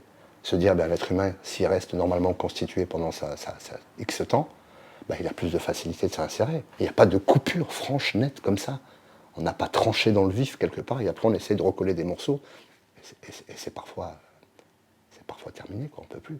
C'est trop tard, quoi. Et je lisais Cyril Canetti qui parlait de traumatismes semblables aux personnes qui reviennent de la guerre. Et que finalement, ce que propose Gilles, c'est un sas de décompression indispensable de plusieurs mois pour pouvoir se récupérer de ce traumatisme dont le psychologue se préoccupait, que tu décris, disait mais tu vas pas t'en sortir. En gros, je sais pas, je suis inquiet. Ah ouais. Tu as été en prison. En gros, il était en train de dire, t'as aucune chance de fonctionner normalement dehors avec ce que tu as vécu. Ben oui, t'as aucune chance. Et il n'existe pas de cet espace, ce sas d'accompagnement, de décompression pour revenir, on va pas passer, comme dit Marie-Ange, de la prison aux 35 heures. C'est juste impensable, mais ça n'a pas été pensé. Ça n'a pas été pensé. Et c'est pour ça, souvent, bah, je prends mon exemple, j'avais fantasmé ma libération sur ma peine de 8 ans. Voilà, fantasmer la liberté. Parce que coupé de tout, et puis d'un seul coup, boum, tu te retrouves dehors. Et voilà. Et il y a une euphorie comme ça, et tu n'es pas préparé aux frustrations. Tu n'es pas préparé à reprendre une activité professionnelle. Parce que tu n'as rien fait pendant 6 ans. Tu as fait que du sport. Parce que le sport, il n'y a pas de souci. Hein. C'est ce qu'on faisait en centrale, c'est sport. Sport, cellule, sport, cellule, sport, cellule. Mais sur 10 ans, 15 ans, je me suis rendu compte au bout de 12 ans, moi, que j'allais devenir fou. Que mon cerveau, c'était une coquille vide. Que j'avais besoin de le nourrir, de le parcourir, de l'approfondir, de lire, d'écrire. Tu vois. Heureusement que moi, j'ai fait cette démarche-là. Il y a des co-détenus qui n'ont pas pu, quoi. Il n'y a personne pour les secouer. Et puis, il ils se projettent plus. Il n'y a plus de femmes, il n'y a plus de gosses, il n'y a plus de désir. Il n'y a plus de désir de vivre. Il n'y a plus de désir de partager. Il n'y a plus de désir d'essayer de passer à autre chose. Tu es enfermé comme ça. On t'enferme un peu en toi et en ton passé. Parce que moi, le braquage, quand je suis passé la première fois en conditionnel, j'avais l'impression que je venais de commettre le braquage, quoi. On m'a refait le braquage le jour de ma demande de conditionnel. Il m'a été refusé, c'est la cour d'appel de Douai qui m'a lâché. J'ai pas compris, quoi. Je suis rentré complètement destroy. Comment 19 ans après, vous rejouez le braquage, vous refaites le mime du braquage. 19 ans après. Mais ce temps-là, il s'est passé des choses. En plus, j'avais construit des choses en prison, j'avais pas mal de choses. Des ateliers d'écriture, des ateliers de théâtre. Enfin, voilà, j'avais un comportement, j'aime pas l'exemplaire, mais voilà, j'assumais ma peine. Je savais pourquoi j'étais en prison et j'essayais de donner du sens à ma peine. Mais heureusement que je l'ai fait, sinon moi-même, j'aurais jamais pu me réinsérer, quoi. J'aurais été soit un légume, soit un mec hyper violent, encore plus violent que je l'étais. Et alors, là, c'est un peu contradictoire. Donc, tu as réussi, tu dis, à faire ta propre préparation par l'écriture à la sortie. Donc, on t'a quand même donné ses moyens, on t'a autorisé à prendre un papier, un crayon. Bah, autorisé dans ma cellule, heureusement qu'on ne nous interdit pas le papier et le stylo, quoi. C'est la seule chose qu'on a. Mais je restais enfermé. C'était pas avec l'aide de quelqu'un, c'est parce que moi, voilà, à un moment donné, je décidais de me mettre à écrire. Alors, ça n'a pas été facile, hein. J'ai hésité entre la corde et la plume, hein. Je ne sais pas si tu as entendu un peu, mais voilà, il y a un moment où j'avais envie de fuir cette épreuve, quoi. J'étais incapable de me projeter, quoi, parce que les calendriers tous les ans se succédaient. Ma femme a quitté, et quelque part, voilà, c'est pas évident de vivre sans espoir, tu sais, de se dire, voilà, dans 20 ans, dans 15 ans, je serai encore là, dans 17 ans, je serai encore là, dans 18 ans, je serai encore là, sans rien, quoi. C'est fou, quoi, c'est terrible, c'est la plus terrible des épreuves, ça, d'être incapable de se projeter. Aujourd'hui, à l'extérieur, on appelle ça une dépression. Quand quelqu'un n'est pas capable de se projeter, voilà, dans le temps, mais comment tu veux te projeter? T'as la tête sur l'épaule, impossible de se projeter sur une peine. Une torture psychique. Une torture psychique, mais bien sûr. Et donc, si on pousse encore l'exercice de proposer des solutions, est-ce que tu penses que c'est faisable de proposer une lumière au bout du tunnel sur laquelle s'accrocher, avec petit à petit créer un autre avenir, ou créer tout simplement un avenir, puisque c'est des personnes où, en tout cas, voilà, il y en avait pas qui se dessinaient. Pas de vocation, hein, je reprends, pas d'idée, pas de projection. Comment ça se concrétiserait dans la prison? C'est quoi? C'est quelqu'un qui vient te voir, qui te réexplique? Comment on le ferait concrètement, ça?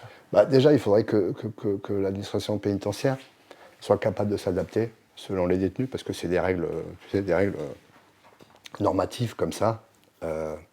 Après, il faudrait déjà qu'on puisse avoir accès à la culture, à toute forme de culture, à l'art, à des formations professionnelles qualifiantes, à un travail rémunéré honnêtement, dignement plutôt. Nous, on touchait 200 € par mois. Hein.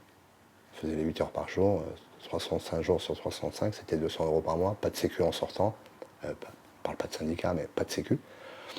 Donc, au moins, qu'on puisse vivre ce temps-là dignement. Voilà, parce qu'il y a une atteinte à la dignité, hein, tu n'as plus de dignité, quand tu es en prison, tu es un numéro d'écrou, hein, encore aujourd'hui. Hein.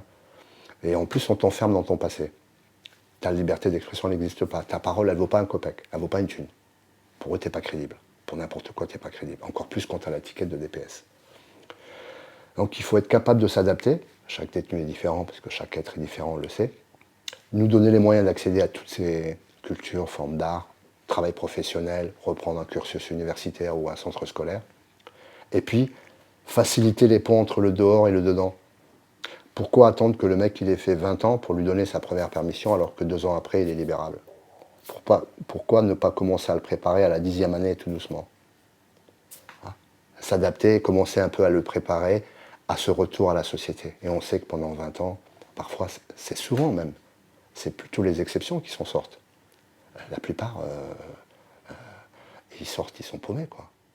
La notion de prison utile n'existe pas? Non, je crois que je le dis avec une pointe d'humour, mais même sous la torture, je ne dirais jamais que la prison est utile. Euh, après, voilà, on avait fait un débat avec des jeunes pour ou contre la prison. Il y a ceux qui étaient pour, ceux qui étaient contre. Et puis j'ai vu au fur et à mesure que je parlais de mon expérience, ça changeait, ceux qui étaient pour et ainsi de suite. Donc ça bougeait quelque part. Mais c'est le sens de la peine. C'est ce qu'on fait pendant toutes ces années. Si tous les matins, quand tu te réveilles, tu sais que tous les jours seront identiques, on sait que l'oisiveté, c'est le sédatif le plus commun du détenu. On fait rien. On est livré à nous-mêmes dans un désœuvrement, dans un dénuement affectif, social et culturel, je le répète, mais c'est vrai. Et on sait que c'est trois points très importants, ça. Donc il faut être capable de s'adapter, pouvoir proposer toute forme de culture, d'art, de travail, de formation, créer des ponts entre le dedans et dehors beaucoup plus qu'aujourd'hui, c'est vraiment par parcimonie, hein. Et commencer à parler de la sortie dès le début de l'incarcération. Et c'est vrai que déjà rien qu'avec ça, ça peut changer les choses. Le détenu, il est pas enfermé dans son passé et on ne l'enferme pas en lui, on ne le coupe pas ni de lui ni des autres. Parce qu'au fil du temps, on se coupe de soi, mais on se coupe des autres. En se coupant de soi, tu le sais, on se coupe des autres. Ça m'est arrivé pendant une dizaine d'années, hein. Je voulais voir personne, j'avais qu'une envie, c'est sortir et remettre le couvert. Et en plus dans des dimensions incroyables, parce que là on est poussé vers nos côtés les plus sombres, vers nos monstres, quoi, quelque part. Au lieu d'essayer de nous aider à les homéopathiser quelque part, en nous donnant les moyens, s'il y en a un qui est manuel, de pouvoir aller dans un atelier, faire une formation qualifiante, commencer à préparer la sortie. On ne va pas lui parler de stage de formation quand le mec il a fait 20 ans. Il lui reste un an à faire. C'est trop tard. Donc voilà. La dignité, être capable de s'adapter, la dignité et le contenu de la peine, nous donner les moyens de donner du sens à notre peine. Tu reviens souvent sur l'art et la culture. Moi, je considère que l'art est un facteur majeur dans l'équilibre de la société, enfin d'une société saine. Pourquoi l'art, tu reviens souvent? Qu'est-ce qu'il a d'important? On pourrait se dire, attends, ça n'a rien à voir avec le problème. Mais c'est ce qui te permet de sortir de toi et de regarder un peu plus loin devant. C'est ce qui te permet aussi de faire abstraction de tes propres souffrances, de ta condition humaine, pour voilà, ouvrir ton esprit comme un champ comme ça, tu sais, l'entonnoir que tu retournes comme ça. L'art permet ça, quoi. On est là et d'un seul coup, boum, ça s'ouvre. On sort de la prison, on ne parle plus de prison, on parle de lecture, on parle de littérature, on parle de poésie, on parle de théâtre, on parle de cinéma. Ça y est, tu n'es plus un détenu. Dès que tu t'appropries ces sujets, on te donne les moyens, tu n'es plus un détenu. Quand je faisais partie d'une formation vidéo, on a fait des courts-métrages, on a fait des workshops avec des réalisateurs indépendants. On a créé du lien avec des migrants, avec une association de migrants, avec la Croix-Rouge, avec des non-voyants. Enfin, on n'était plus en prison. Quelque part, ça nous a resociabilisés, c'est ce qui nous a gardés humains, c'est ce qui nous a permis de sortir de notre condition et d'arrêter, comme la plupart des détenus, de parler de son incarcération, de son arrestation. Enfin, tu sais, les conversations en prison, ça tourne toujours autour de la prison, de ses propres trucs. Et moi, très humblement, j'essayais, je disais à mes potes, les gars, cet après-midi, on ne parle pas de prison ni de machin. Hein. Allez, raconte-moi le film que tu as vu, un livre que tu as lu, un rêve que tu as. Voilà. Et l'art permet ça. L'art te permet de sortir de toi et d'aller vers les autres. Et puis, de créer du lien aussi. Ça me permettait de créer du lien. Créer du lien, moi je vois ça comme, disons que ça me fait penser à des séances avec des psychologues, des pédopsychologues, où on te dit dessine quelque chose, on ne te demande pas de parler, on te demande de créer. Et que en fait c'est une communication. Donc si on propose l'art à des détenus, bon, qu'ils l'accueillent ou pas après, mais je me dis, on leur propose de parler aux autres. C'est ça avant tout, non? Bien sûr. Alors, dans un deuxième temps, dans le premier temps, l'art et la culture, pour moi, l'effet qu'ils ont eu, Salvatore, c'est ils m'ont permis de continuer d'exister. Parce qu'en prison, tu survis, tu vis pas. En prison, on rétrécit. Pour être grand, il faut ouvrir son esprit. Il faut être curieux. La prison, ça rétrécit. 7 pas, et puis je tourne. Fermé 22 heures sur 24. Et en fin de compte, en me plongeant dans l'art, dans la culture, en commençant à m'intéresser à la littérature, enfin voilà, cette passion, tu sais, ça vient à toi. Mais ça m'a permis de survivre et je peux dire très sincèrement, ça m'a gardé vivant, ça m'a gardé humain. Les livres, la poésie, l'écriture m'ont permis de rester vivant et humain. Donc on voit bien que quand même, il y a un lien de cause à effet quand même, que c'est important, comme tu dis. Tu es passé de oisif à créatif. Que ce soit par le biais de l'art artisanat ou l'artistique, devenir créatif, c'est reprendre son côté humain, justement, c'est sortir du légume. C'est affirmer mon existence. Ça allait jusque-là. Tu as vu quand tu as besoin d'affirmer cette existence, quoi. Parce que tu es tous les jours déshumanisé, tous les jours on te réduit à ce que tu as fait il y a 15-20 ans, tous les jours on dit attention, il est dangereux, non, vous n'êtes pas crédible, non, vous n'avez pas le droit à ça, vous n'avez pas le droit à ça. On te transfère, on te fouille. L'art m'a permis de regarder un peu plus loin et de me dire ouais, mais la vie elle n'est pas ici, elle est dehors. Hein. C'est juste un temps que je dois passer, puis tous les jours je montais cet escalier là qui allait m'amener de l'autre côté. Donc là, à participer à tout ça, quoi. Et en plus, voilà, j'insiste beaucoup, ça m'a permis de créer du lien, parce qu'en général, quand on est capable comme ça d'ouvrir son esprit, de le parcourir, de l'approfondir, on crée du lien avec les autres, quoi. Parce qu'on n'est plus dans son ego, on sort un peu de soi, on fait abstraction de ses douleurs, de sa condition de détenu, et on s'intéresse à autre chose, on rayonne quelque part, quoi. Et des fois, souvent, je me sentais beaucoup plus libre à l'intérieur dans cette cellule que des gens qui étaient dehors, qui n'avaient jamais connu les affres de la détention.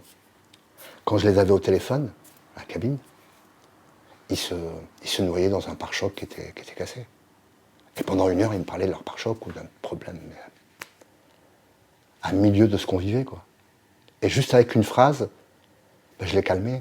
Je disais, mais tu sais, là, il y a un mec hier, il vient de se suicider, il lui restait 4 mois à faire, ça fait 20 ans qu'il tourne, il s'est suicidé parce que sa femme l'a quitté, son fils est mort lors d'un parloir, en venant au parloir pour amener le colis de Noël, il est mort, enfin je prenais d'autres. Ouais, t'as raison, merci Khaled, ouais, t'as raison, c'est que de la tôle. Souvent, je me sentais plus libre, moi, dans cette prison, que des gens dehors, parce que justement, j'étais enfermé physiquement, mais l'art, la culture, l'écriture m'avaient permis de sortir, tu vois, de m'embarquer au-dessus de ces hauts murs. Et aussi de te reconnecter avec les autres, de reproposer le dialogue. Bien sûr. Et je me sentais utile aussi quand je mettais ma plume au service de mes codétenus. Je commençais à me rendre compte qu'en fin de compte, en parcourant mon esprit, il y avait une répercussion aussi au quotidien sur mes codétenus. Et ça me permettait aussi d'être capable pendant 2 heures d'écouter un codétenu, de ne pas aller faire mon footing, parce que je sentais qu'il allait mal. Ça m'a permis de savoir regarder les autres, de deviner les larmes versées avant qu'elles sortent, et de passer 2 heures de ma promenade, alors que j'avais prévu d'aller courir ou d'aller boxer, parce que je savais que le gars, il était pas loin de s'accrocher, sa femme venait de les quitter, ou comme je t'ai dit l'exemple, le frangin qui amène le colis le 25 décembre au parloir et qui se tue sur la route. Plein d'exemples comme ça. Des parcours vraiment violents. Et quand je rentre en cellule, je me dis, tiens, j'ai servi à quelque chose, quoi. J'ai peut-être aidé quelqu'un. Et petit à petit, je donnais aussi du sens à cette, voilà, la prison mes journées devenaient utiles. Je me sentais utile, parce que ça, c'est important, ça, tu sais, de se sentir utile à quelque chose. Utile, et puis j'entends, tu as développé ton muscle de la sensibilité, puisque tu as réussi à capter des choses que peut-être tu voyais pas ou tu sentais pas avant, autant en toi, parce que tu les as cherchées en toi par cette recherche artistique. Après, tu as pu la mettre au service des autres par cette sensibilité que tu avais développée, et puis une conscience qui fait que tu te serais pu, après ce parcours, permis des choses que tu te serais permises avant, parce que tu n'avais pas du tout rentré dans ton champ de conscience ou de sensibilité que ne fallait pas le faire. Il y a des choses qu'il ne faut pas faire. Donc ouais, l'art, je pense que dans une prison utile et dans une prison qui soigne, ça doit être une proposition très forte. L'art a toute sa place. L'art, la culture, le sport en l'occurrence aussi, puisque voilà, au travers du sport aussi, on peut aussi évacuer, on peut aussi enlever les toxines, on crée des endorphines. Enfin voilà, Gilles est bien placé aussi, puisque c'est sous forme de la boxe, quoi. Pas seulement, hein, Je pense que par faut pas le rapport à réduire non plus. l'addiction aussi, Oui, on c'est sûr. remplace une hormone par une autre, C'est ça. ou une carence par... On remplit un vide par un autre, mais bien sûr, tout à fait. et je ne vais pas perdre le fil de ce que j'allais dire, mais tu parlais d'évolution, ou en tout cas que la société civile doit, elle avant tout, changer, et il y a une évolution. J'ai vu que la punition physique des enfants est devenue, on va dire, la trempe, la fessée, et c'est diabolisé. On a compris à un moment que c'était contre-productif, voire que ça créait des problèmes. Pourquoi on ne l'a pas appliqué à la prison? C'est tout con, mais si c'est évident sur un humain enfant, pourquoi ce ne serait pas sur... Bien sûr. Et on le sait que la violence engendre la violence physique, mais pas seulement. Il y a aussi toutes ces iniquités, ces injustices, ces droits qui sont bafoués, très peu de droits, mais qui sont bafoués. Et ça aussi, c'est parfois irréversible. Il faut que la société civile, parfois quand tu leur parles d'argent, il y en a certains qui écoutent plus facilement quand tu leur dis que c'est avec leurs impôts que les détenus sont incarcérés, qu'on construit des prisons et qu'on construit aussi parfois des monstres, au lieu de les aider à homéopathiser un peu leur diable ou leur monstre, quelque part on les amplifie. Les gens ils tendent un peu plus l'oreille, certains. Se dire oui, bah tiens, c'est avec mon argent. Bah, je leur dis, mais il serait temps que la société civile se penche sur les problématiques des prisons, que ce couvercle-là qu'on essaye à chaque fois de souder dessus, là, comme un carcan d'acier, qu'on puisse le lever et que vous puissiez regarder ce qui se passe. Créer des ponts entre le dedans et le dehors, et surtout se dire que le détenu, ça c'est important, c'est très simple à comprendre. Le détenu d'aujourd'hui, c'est l'homme libre de demain. Donc un jour ou l'autre, il va retrouver sa place dans la société. Est-ce que la société civile veut retrouver un monstre? Pire. Ou retrouver un être humain qui a fait un travail sur lui et des mains tendues quand il sort? Et est-ce que, pour pas tout mettre sur le dos de la société civile, est-ce que tu constates pas ou tu pressens pas qu'il y a un commerce de la prison? Bah oui, bien sûr, c'est un business. Hein. Comme vous savez, les prisons maintenant sont gérées par le privé, sont construites par le privé. La nourriture, c'est le privé. La lingerie, c'est le privé. Le travail, c'est le privé. On se rend compte qu'effectivement, ça rapporte une prison. Hein. Ça coûte de l'argent à l'État, les impôts, mais ça rapporte beaucoup d'argent aux personnes qui sous-traitent et qui font travailler les détenus en prison. Donc ça coûte à monsieur tout le monde quand il paye ses impôts. Il y a une grosse part, ou une part importante en tout cas. Je crois que j'entends 250 000 euros par détenu. On est sur, je ne sais plus combien, peut-être 30 000 lits qu'on veut rajouter. On a dépassé le record de l'histoire de France en termes de personnes incarcérées. Non, c'est quoi les chiffres aujourd'hui? On est à 79 000, 75 000, je crois, détenus. C'est énorme.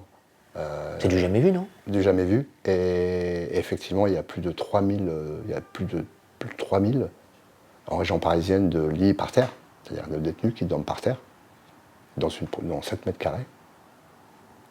On voit ce que ça crée aussi au quotidien, la haine et la rancœur que ça crée. Même chez les petites peines aussi, hein. Là, je parlais des grosses peines, mais c'est pareil. Hein. Quand tu es condamné à 1 an et tu dois le vivre par terre avec le co-détenu qui va aux toilettes devant toi alors que tu es en train de casser la croûte. Enfin, comment on peut sortir meilleur? Comment on peut faire un travail sur soi dans ces conditions-là?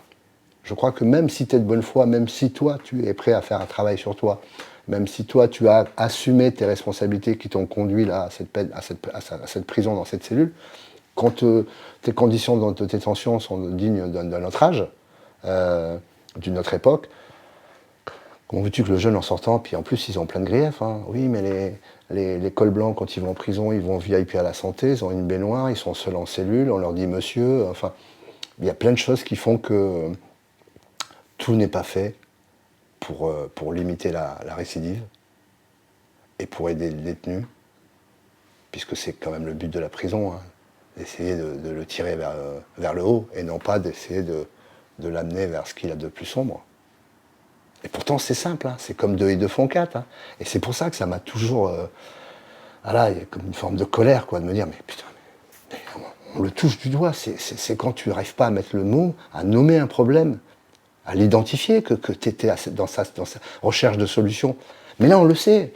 Même vous, de la société civile qui n'avez jamais fait de prison, vous commencez un peu à pointer du doigt, avec les retours que vous avez, à toucher du doigt, à nommer les choses. Et il faut vraiment une révolution de palais, quoi. Et un des gros axes aussi que j'ai croisé, c'est la problématique, au-delà de soigner au plus profondément, c'est le problème psychiatrique. C'est-à-dire que il semblerait qu'il y ait beaucoup de personnes qui soient en prison alors qu'elles devraient être en hôpital psy, et que donc on soigne des malades à coups de bâton, pour faire simple. Je te confirme.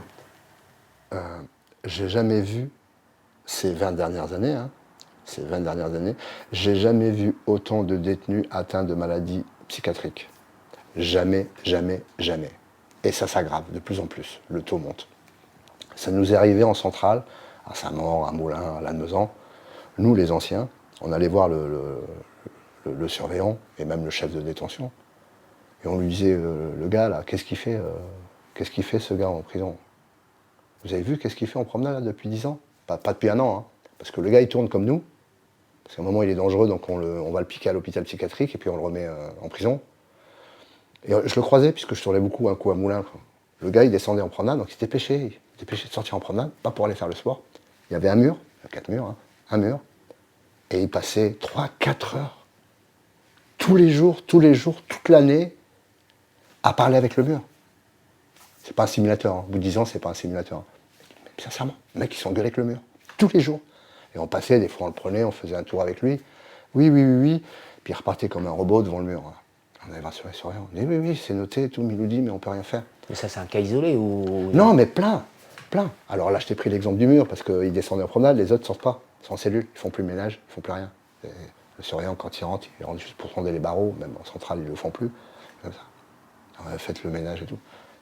Des loques humaines qui se laissent mourir, qui se laissent dépérir. Les mains jaunes jusqu'ici, à force de fumer, jaunes ici. Et puis les médocs, bien sûr. Les médocs, puisque voilà, c'est l'endroit où on consomme le plus d'anxiolytiques et de psychotropes en prison. On allait voir les surveillants, il nous dit, ouais, on l'a vu. Je dis, mais il n'a rien à faire en prison. Nous, on a notre place, mais lui, qu'est-ce qu'il fait? Il me dit, mais il nous dit, même le directeur, il ne peut rien faire. On n'arrête pas d'appeler, il n'y a pas de place dans les hôpitaux psychiatriques. Le préfet, il n'y a que le préfet qui peut les interner. C'est-à-dire que le directeur n'est pas apte à lui dire, voilà, j'appelle une place à l'hôpital. Enfin, il peut les envoyer dans une autre prison, mais il n'est pas habilité à les... C'est le préfet qui s'occupe des internements. Et du coup, le gars, comme il n'y avait pas de place, priorité pour ceux qui sont dehors, qu'on attrape dehors et qu'on met dans un hôpital psychiatrique,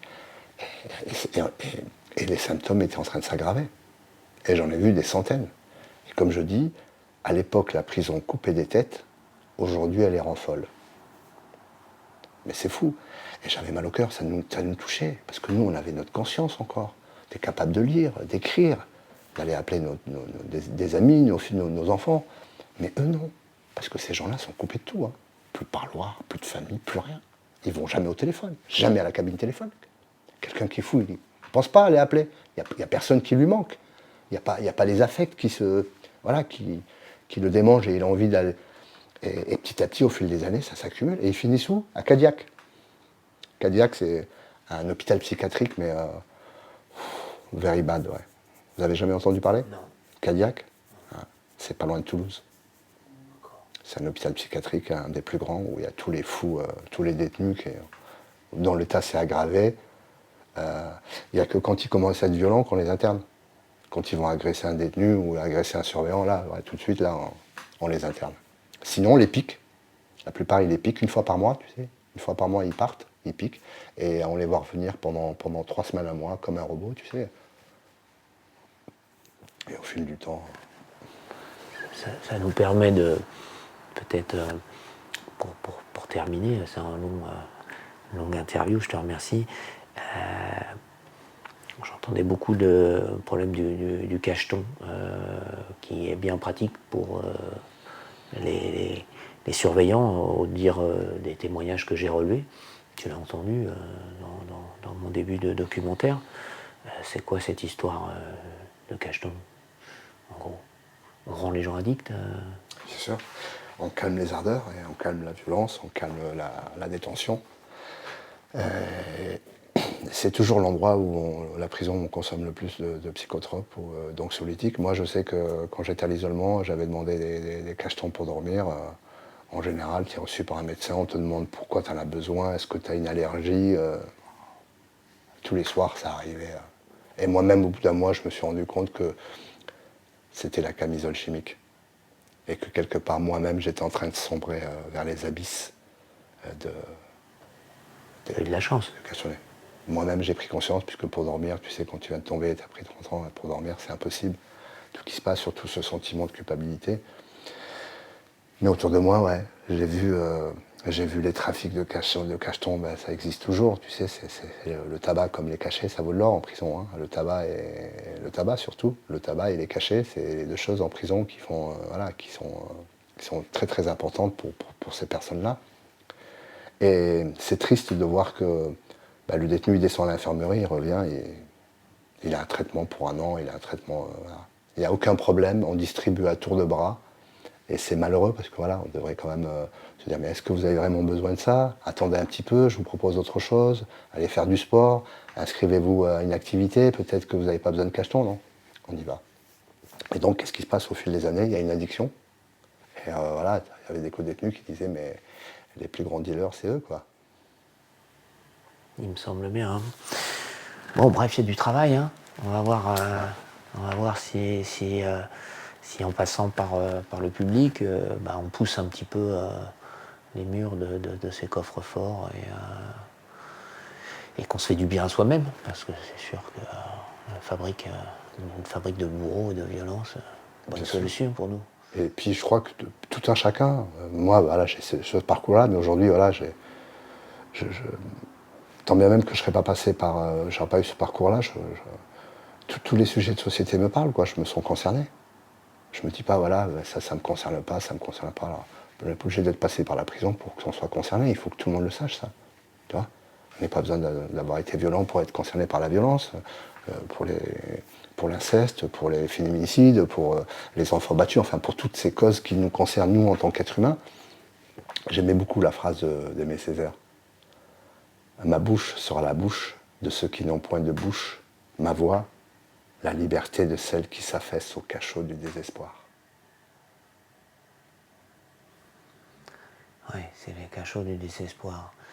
Et cet engagement de prendre la parole, tu penses que c'est utile de développer ça chez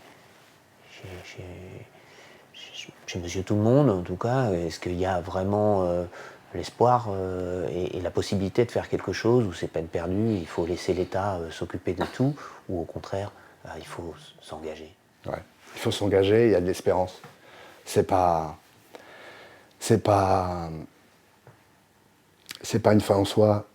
Le témoignage de l'intérieur, je vois qu'il porte, et je vois qu'il marque, il porte, surtout quand on n'est pas aigri, quand on n'est pas dans une forme de violence, de revendication, quand vous êtes capable de poser les mots, d'écouter l'autre, de débattre avec l'autre, d'apporter votre expérience, avec des exemples à l'appui, comme là, des fois tu me demandais un exemple concret de l'intérieur, comment que ça se passe pour ça en prison. C'est très important. Autant il y a quelques années, je t'aurais dit non, il n'y a rien à faire, ça me passe dessus, et puis c'est un coup d'épée dans l'eau, quoi. Que là, j'ai vraiment le sentiment, petit à petit, très insidieusement, c'est en train de... Je vois les gens s'emparent de la prison, quand je leur dis que plus tard, peut-être qu'un jour, ils seront tirés sur une liste électorale en tant que jurés, et que si un jour ils sont tirés sur une liste électorale en tant que jurés, ça serait quand même bien qu'ils sachent qu'est-ce qui se passe dans une prison. D'un seul coup, quand vous leur dites déjà, voilà, un jour tu seras appelé, tu auras un jugement dans une cour d'assises, c'est quand même bien que tu saches qu'est-ce que c'est qu'un détenu, qu'est-ce que c'est qu'une cellule, qu'est-ce que c'est que des rotations sécuritaires, qu'est-ce que c'est qu'une peine, quel est le sens de la peine, enfin, toutes ces choses dont on parle depuis tout à l'heure. Mais oui, je pense qu'au fil de mon parcours, au fil de mes témoignages, par rapport au retour que j'ai, donc c'est pas quelque chose de voilà, les réponses c'est pas moi qui les fais. J'ai des retours incroyables, quoi. Des gens qui commencent à être sensibilisés, qui sont bénévoles parfois. D'un seul coup, boum, par rapport à mon expérience, à mon vécu, à ce partage, je me dis tiens, j'ai envie d'aller m'engager dans une association pour la justice restaurative. J'ai envie d'aller faire un permis de visite en tant que visiteur de prison parce que voilà, vous m'avez ouvert un peu. Voilà, vous m'avez confirmé qu'effectivement, c'est à nous aussi à tendre la main, quoi, quelque part. Le détenu doit faire un travail, mais nous aussi, on est là aussi, on doit tendre la main. Donc de quelle manière il peut tendre la main, raconte? Bah, il peut aller faire un permis de visite, s'inscrire dans l'association des bénévoles de prison, des visiteurs de prison, donc aller faire une visite. Il peut demander à la rapège, une adresse d'un détenu et correspondre avec un détenu sans jamais le voir, sans jamais donner son adresse, puisque c'est une adresse, c'est une boîte postale, donc le gars est tranquille, il n'y a pas d'intimité ou de personne qui va. On peut écrire un détenu, ne serait-ce qu'écrire un détenu. Il y a 1000 façons d'aller dans une association, aller à l'OIP de temps en temps quand ils font des réunions pour savoir qu'est-ce qui se passe à l'intérieur. Il y a 1000 façons d'envoyer des bouquins. Hein. Tu as des bouquins qui servent à la maison, tu ne sais pas quoi faire, tu appelles l'ASPIP de la prison de ton bâtiment, tu peux lui remettre les bouquins. Il y a plein de façons de... Si tu es comédien, bah, tu peux proposer d'aller monter une pièce de théâtre avec des détenus. Il y a 1000 façons de faire des ponts entre le dehors et le dedans, pour tout un chacun. Toi, tu as interprété Caligula, ça s'est passé comment cette histoire? C'était une belle histoire, c'est une très très belle aventure. Je crois que ça fait partie des aventures intramuros qui m'ont aussi, qui m'ont tiré aussi, qui m'ont permis de m'élever intérieurement.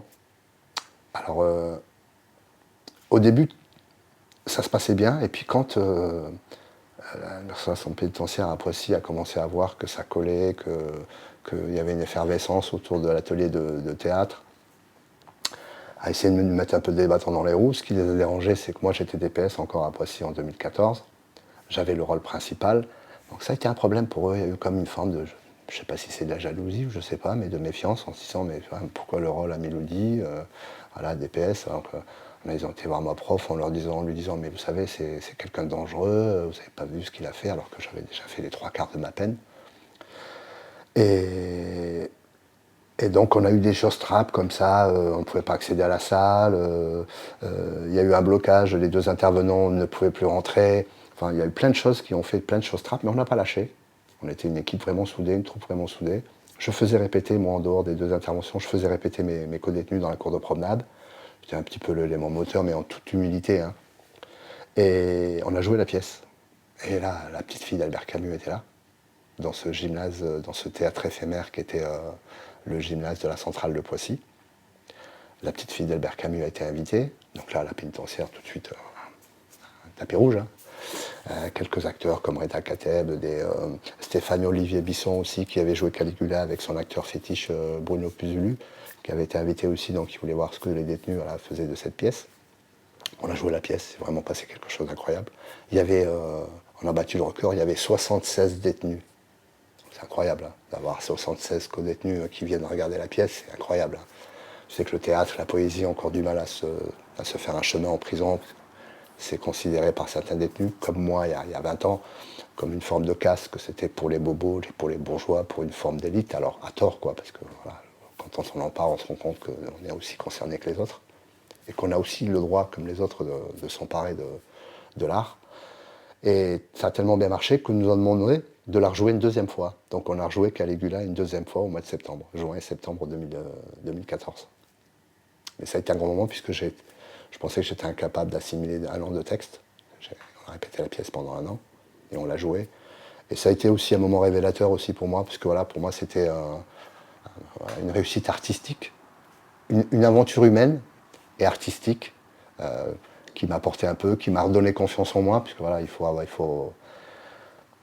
c'était aussi une forme de courage pour moi d'aller sur scène et de jouer Caligula. À un moment, il se déguise, tu sais, en femme, voilà, avec un peu de rouge à lèvres, devant mes potes, 67 détenus qui me regardaient comme ça. Et j'ai apprécié leur écoute et les retours que j'ai eus. Alors pour faire un peu d'humour, il y en a un qui m'a dit « Mais quand t'es arrivé sur scène, quand t'as tiré le rideau », parce que j'avais une cape rouge, torse nu, une cape rouge.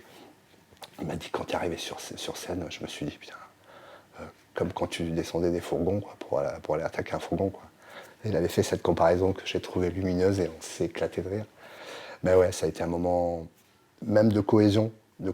Et petit à petit, le fait que moi, braqueur, je tirais sur la police, fourgon blindé, enfin, il y a quand même il y a une aura autour des braqueurs. Vous le savez, en prison, voilà, les braqueurs sont un peu au-dessus de... sans aucune prétention, mais voilà, par rapport à nos actes, on est un peu en haut du panier, comme on dit. C'est pour ça qu'on nous met cette étiquette de DPS. Et ben, petit à petit, ceux qui n'aimaient pas la poésie venaient avec moi à l'atelier de poésie. Ceux qui ne voulaient pas se risquer à aller se ridiculiser pour aller faire des exercices corporels pour le théâtre venaient. Ben, il y a une émulation qui a fait que ça a pris, quoi.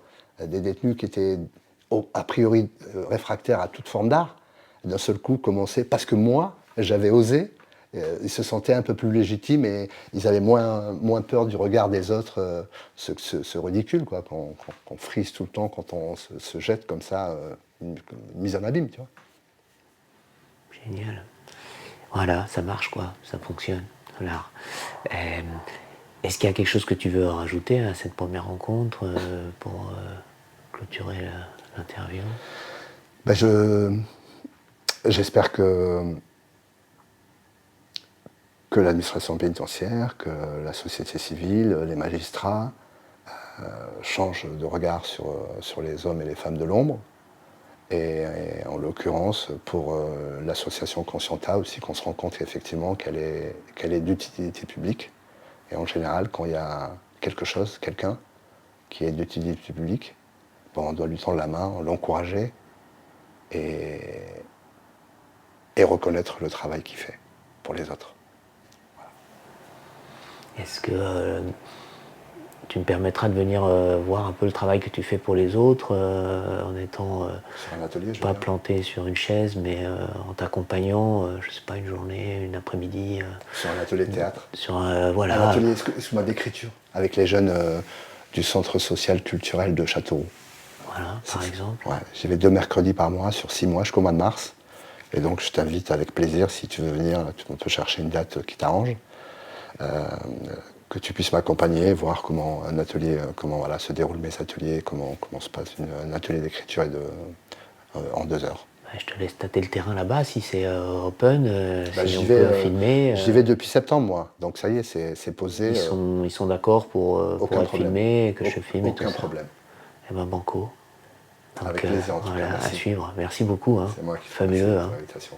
Et merci pour ce que tu fais, quoi, voilà. Et comment tu as converti tout ça, quelque chose aussi généreux. Et vive la liberté.